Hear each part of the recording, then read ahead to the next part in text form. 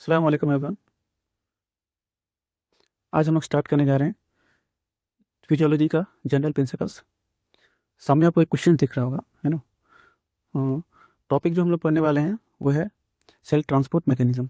Cell transport mechanism में आपके पास एक सामने क्वेश्चन दिया हुआ है, इसको पहले आप देखें, आंसर बताने की कोशिश करें। A researcher determine that glucose is high in the cell but it is still brought in to the cell against its concentration region. ठीक है, कंसनट्रेशन रीजन के अगेंस्ट लाया गया है ग्लूकोज को एटीपी यूज किए बिना। ठीक है, और बोला जा रहा है कि किस टाइप का ट्रांसपोर्ट यूज़ हुआ होगा यहाँ पे, है ना। हमारा आंसर तो ये है सेकेंडरी एक्टिव ट्रांसपोर्ट। ठीक है, तो आगे हम लोग पढ़ेंगे कि सेकेंडरी एक्टिव ट्रांसपोर्ट क्यों है। सिंपल डिफ्यूजन पढ़ेंगे, फैसिलिटेटेड डिफ्यूजन पढ़ेंगे, प्राइमरी एक्टिव ट्रांसपोर्ट पढ़ेंगे, सेकेंडरी एक्टिव ट्रांसपोर्ट पढ़ेंगे। तो ये सब पढ़ने के बाद हमें एक आइडिया मिलेगा कि ये आंसर सेकेंडरी एक्टिव ट्रांसपोर्ट क्यों है। हम लोग ये तो जानते हैं कि ग्लूकोज जो है वो प्रोटीन ट्रांसपोर्टर यूज़ करेगा, ये नहीं होगा, सिंपल डिफ्यूजन नहीं होगा। अब ये तीन में से एक होगा, तो तीन में से एक आंसर सेकेंडरी एक्टिव ट्रांसपोर्ट क्यों है इंशाल्लाह। एक और क्वेश्चन देखते हैं हम लोग। सेल 1 है, सेल 2 है ना। कंसंट्रेशन ए है यहाँ पे जो जा रहा है, ये कंसंट्रेशन बी है। ठीक है, हम देखते हैं कि 1 और 2 में से 1 का जो कंसंट्रेशन इंक्रीज करने से ना, इसका रेट जो है ना, ये अंदर जाने का ये बढ़ जाता है। ठीक, और इसका रेट जो है अंदर जाने का ये बढ़ाने से सेम रहता है। तो भाई, तो अंदर जाने के लिए तो ट्रांसपोर्ट होना पड़ता है, ट्रांसपोर्ट होने का मैकेनिज्म काफ़ी सारा है। ठीक है, अगर सिंपली देखा जाए ना, तो कंसंट्रेशन इंक्रीज करने से, है ना, कंसंट्रेशन ग्रेडियंट बढ़ जाता है। तो अगर नॉर्मली बोला जाए तो सिंपल डिफ्यूजन में सीधा सीधा कंसंट्रेशन इंक्रीज करने से मतलब रेट जो है अंदर जाने का बढ़ जाता है, ग्रेडियंट बढ़ जाने से। और बाकी और भी जो ट्रांसपोर्ट टाइप है, ठीक है, जैसे कि फैसिलिटेटेड डिफ्यूजन, है ना, और हो गया primary active transport, secondary active transport, है ना।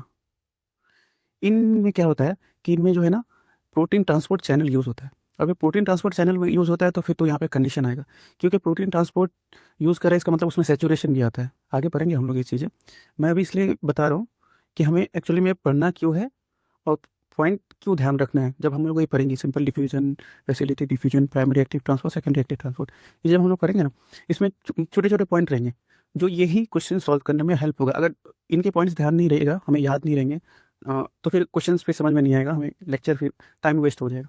तो मैं इसलिए ये टॉपिक पहले ही बता रहा हूँ कि हमें ये टॉपिक्स के जो छोटे छोटे पॉइंट है वो ध्यान रखने होंगे। चलिए आगे बढ़ते। अब तक हम लोगों ने क्वेश्चंस दो डिस्कस किए हैं, अब हम लोग आते हैं कंटेंट की तरफ। कंटेंट में जो है प्रॉपर्टीज़ पढ़नी है हम लोग को, पहले जाननी है सेलुलर मेम्ब्रेन की कुछ प्रॉपर्टीज़, है ना। इसी के अक्रॉस जो है ट्रांसपोर्ट होता है, तो थोड़ा इसके बारे में जान लेते हैं। किसका बना होता है, फॉस्फोलिपिड्स का बना होता है ना, फॉस्फोलिपिड्स। ठीक है, जो ए जो हेड पार्ट है वो हाइड्रोफिलिक फॉस्फेट होता है, जो टेल है वो दो हाइड्रोफोबिक फैटी एसिड का बना होता है ना। वाटर सॉल्युबल होता है ये लिपिड सॉल्युबल होता है। ठीक है, अब फॉस्फोलिपिड इस लिपिड सॉल्युबिलिटी की वजह से जो लिपिड सॉल्युबल सब्सटेंस है वो सिंपली पास हो जाता है बिना किसी कैरियर प्रोटीन के थ्रू। ठीक है, कैरियर चैनल नहीं लगता है इसमें। और आगे बढ़ते हैं। Hydrophobic tell faces each other and form lipid bilayer. ठीक है, जो फोबिक टेल है वो लिपिड बाइलेयर फॉर्म करता है, जैसे कि आगे हम लोग देखेंगे अभी, है ना। तो lipid soluble substance can cross sell membrane easily. ठीक है, ये सेल मेम्ब्रेन जो है वो इजीली क्रॉस कर सकता है लिपिड सॉल्युबल सब्सटेंस, जिसको सिंपल डिफ्यूजन बोलते हैं ना। और हम लोग को चार एग्जाम्पल अच्छे से याद रख लेने हैं। ये steroids, lipid, O2 and CO2, ये अच्छे से अगर हमें याद हो जाए तो हमें आगे क्वेश्चंस में बहुत आसानी होगी, है ना। बहुत सारे क्वेश्चंस इससे हमारे हो जाते हैं। आगे चलते हैं। आगे हम देख रहे हैं कि जैसे ये यहाँ पे स्ट्रक्चर को देखिए, हाइड्रोफोबिक जो तेल है, हाइड्रोफोबिक तेल, ये देखिए लिपिड बाइलेयर का बना हुआ है, ठीक है। ये पूरा लिपिड बाइलेयर जो चारों तरफ दिख रहा है, इसलिए ये क्या करता है कि जो क्या वाटर सॉल्युबल सब्सटेंस है उसको अलाउ नहीं करता है, ये हाइड्रोफोबिक वाला पार्ट है ना। तो जो जो लिपिड सॉल्युबल होता है वो इजीली पास हो पा रहा है, जैसे लिपिड्स, स्टेरॉइड्स, O2 CO2, ये भी इजीली पास हो जाता है, छोटे मॉलिक्यूल्स हैं, ठीक है। अब एक प्रॉपर्टी और मतलब और भी देखते हैं कि वाटर सॉल्युबल सब्सटेंस के साथ क्या होता है। वाटर सॉल्युबल सब्सटेंस है उसको वो ये जो सेलुलर मेम्ब्रेन है ये रिपेल करता है। क्यों? क्योंकि ये लिपिड बाइलेयर होता है ना, लाइक डिजॉल्व लाइक का कॉन्सेप्ट होता है। तो लिपिड मॉलिक्यूल्स जो होते हैं वो लिपिड्स को अलाउ करते हैं। अब क्योंकि लिपिड्स बाइलेयर है यहाँ पे, तो जो वाटर सॉल्युबल सब्सटेंस है उसको अलाउ नहीं करता है ना। वाटर सॉल्युबल सब्सटेंस जैसे कि चार्ज मॉलिक्यूल्स होते हैं, है ना। चार्ज मॉलिक्यूल में Na+Cl-, इसमें जो चार्ज दिख रहा है, लेकिन H2O में चार्ज नहीं दिख रहा है। ये पोलैरिटी आता है इसमें, ऑक्सीजन हाइड्रोजन के बीच जो इलेक्ट्रोनेगेटिव डिफरेंस होता है उसकी वजह से पोलैरिटी आती है, इसलिए इसको चार्ज चार्ज कैटेगरी में रखा गया है। लार्ज मॉलिक्यूल्स भी पास नहीं हो पाते हैं। तो इनको पास होने के लिए फिर क्या दरकार होता है? इनको पास होने के लिए दरकार होता है प्रोटीन चैनल्स। प्रोटीन चैनल्स का अपना मैकेनिज्म है मॉलिक्यूल्स को पास एक्रॉस पास करने का, जो आगे हम लोग उसके बारे में पढ़ेंगे।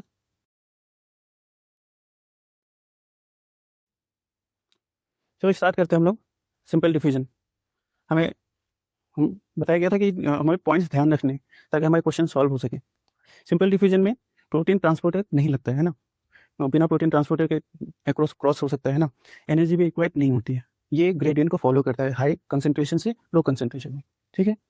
छोटे छोटे पॉइंट है, हमें ध्यान रखनी है इन पॉइंट को, क्वेश्चंस में ऑप्शन एलिमिनेट हो जाते हैं इन पॉइंट्स की वजह से।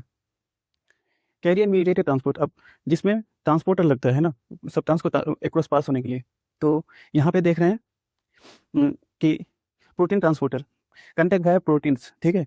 मतलब ये प्रोटीन का बना होता है जो ट्रांसपोर्टर है, इसके जो कुछ प्रॉपर्टीज़ है ना एक्रॉस ले जाने का, इसमें जो ये सैचुरेशन आता है इसमें प्रोटीन ट्रांसपोर्टर में, ठीक है। वो मैक्सिमम हो जाने से कंसंट्रेशन, उसके बाद आप कंसंट्रेशन बढ़ाओगे ना, तो और वो अंदर जाने का जो रेट रहेगा ना वो सेम रहेगा और बढ़ेगा नहीं। जनरली हाई कंसंट्रेशन जो लो कंसंट्रेशन जब जाता है ना सिंपल डिफ्यूजन में, आप ऊपर का कंसंट्रेशन बढ़ाते हो जाओगे, उसका अंदर जाने का रेट इंक्रीज होता रहेगा, है ना। लेकिन अगर प्रोटीन ट्रांसपोर्टर के थ्रू जा रहा है, कंसंट्रेशन के थ्रू जा रहा है ना ग्रेडियंट को फॉलो करते हुए, लेकिन आप अगर इंक्रीज करेंगे कंसंट्रेशन, तब एक लिमिट आएगा जहाँ पे सैचुरेशन पॉइंट आएगा, जो प्रोटीन ट्रांसपोर्टर चैनल है वो उसके बाद फर्दर रेट को इंक्रीज नहीं करेगा, वो कांस्टेंट रखेगा उस अंदर ले जाने का मॉलिक्यूल्स का रेट को, ठीक है। ये जो प्रोटीन ट्रांसपोर्टर है ये कंपटीशन भी फेस करता है ना, इसके बारे में अभी काफ़ी और भी पढ़ेंगे। कंपटीशन मतलब दूसरे मॉलिक्यूल्स ये जो जो प्राइमरी मॉलिक्यूल्स को है उसका इंटरफेयर कर लेता है, अगर स्ट्रक्चर अगर सेम होता है तो, है ना। तो वो कंपटीशन भी फेस होता है यहाँ पे ट्रांसपोर्टर में, है ना। अब टाइप्स आता है इसका, ठीक है। ये ट्रांसपोर्टर के टाइप आता है जिसमें प्रोटीन ट्रांसपोर्टर होता है, ठीक है। उसे फैसिलिटेट डिफ्यूजन, ये एक टाइप है। Primary active transport, secondary active transport, ये सब में प्रोटीन ट्रांसपोर्टर का यूज़ होता है ना।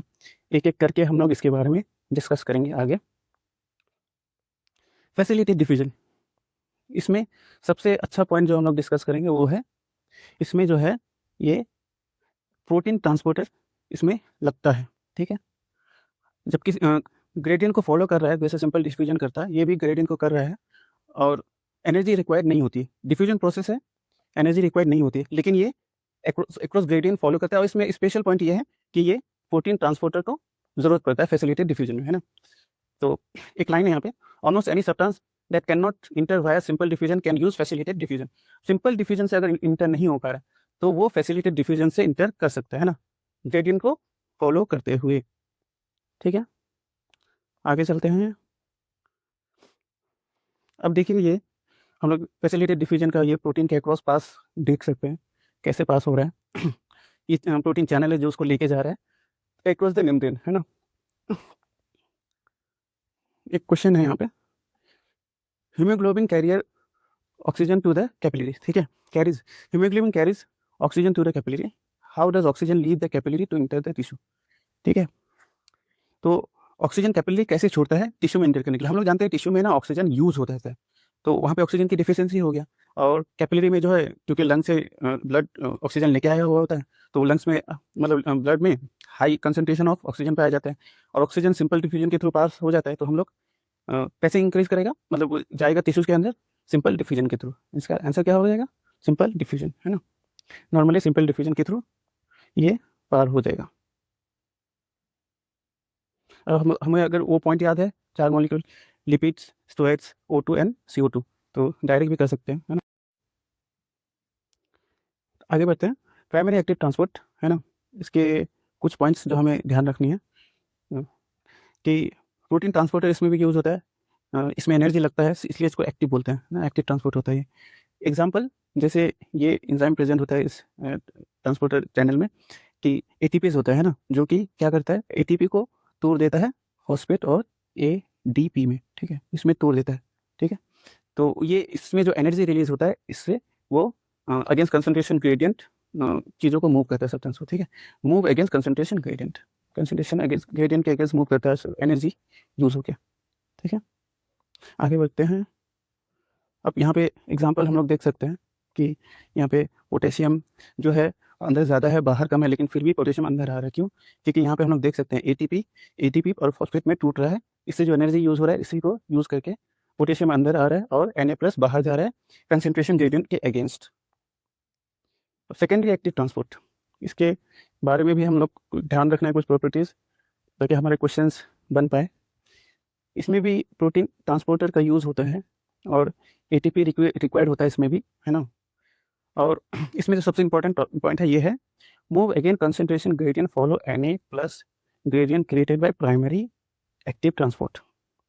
अब इसका क्या मतलब है कि ये कंसंट्रेशन ग्रेडियंट, ठीक है, के अगेंस्ट मूव करता है, move against gradient but follow Na+ gradient created by primary active transport. इसको समझते हैं हम लोग, जैसे यहाँ पे हम लोग देख सकते हैं सेकेंडरी एक्टिव ट्रांसपोर्ट, यहाँ पे लिखा हुआ है, ये सेकेंडरी एक्टिव ट्रांसपोर्ट है ना। ये क्या कर रहा है, ये सेकेंडरी एक्टिव ट्रांसपोर्ट फॉलो कर रहा है इस प्राइमरी एक्टिव ट्रांसपोर्ट को। ये प्राइमरी एक्टिव ट्रांसपोर्ट जैसे अगेंस्ट कंसंट्रेशन ग्रेडियंट ये सोडियम मूव हो रहा है ना, यहाँ पे एटीपी यूज हो रहा है, यहाँ पे है ना, ये एटीपी यहाँ पे एक ग्रेडियंट बन जाता है। अब इस ग्रेडियंट को की वजह से यहाँ से ये सोडियम फिर अंदर आता है ना। इसके आने की वजह से, ये सोडियम आने की वजह से जो ग्लूकोज है ना, ग्लूकोज में अंदर में कंसंट्रेशन ग्लूकोज का हाई था, फिर भी क्या हुआ, बाहर में लो था, फिर भी जो ग्लूकोज है बाहर से अंदर आ रहा है, किस वजह से, ये सोडियम